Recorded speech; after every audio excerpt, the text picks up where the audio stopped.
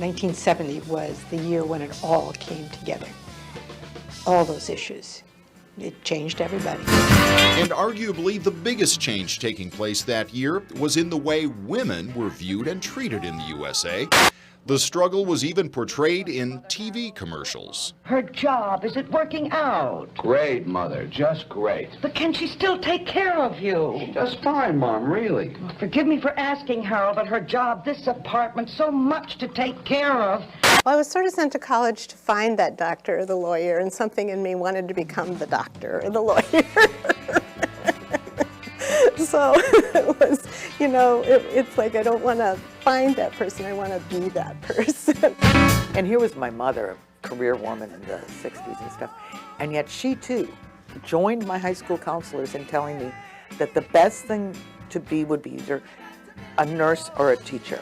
My mother said, and I understood where it came from though, she said, get that education degree, which I did. She said, because then you'll be able to work the same hours as your kids. There was no daycare to speak of in that era.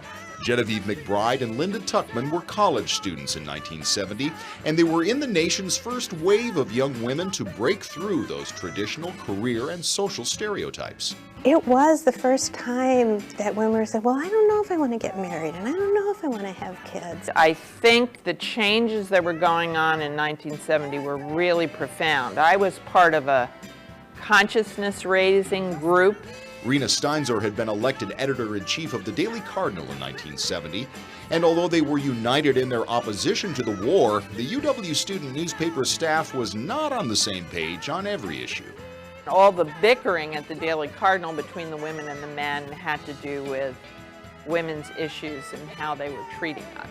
Were women given the same opportunities as men? What kind of language did the men use to describe us? When we got out in the working world, would we have equal opportunity? Pat Sims had just begun her career in a field that was dominated by men.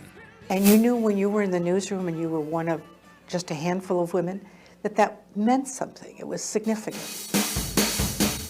It also meant breaking new ground at work when it came to her private life as well. When I had a baby, I was the first maternity leave the State Journal had ever given.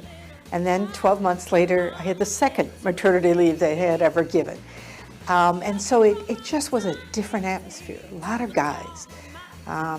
When I was pregnant, they made me miserable. They would go by and rub my stomach for luck, you know, and because they weren't used to having pregnant women around. Women were also questioning their traditional roles in the home. Traditional ways that men and women related to each other were changing. For example, in 1970 is the first time I encountered someone who was getting married where she wasn't changing her name. That's a perfect example, which was, you know, kind of an eye-opener.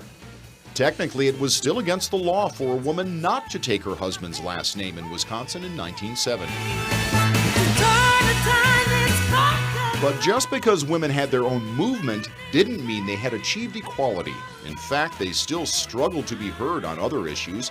First and foremost, the anti-war movement. At the UW's Daily Cardinal, Rena Steinzor wrote an editorial in April of 1970 criticizing the male-dominated anti-war leadership.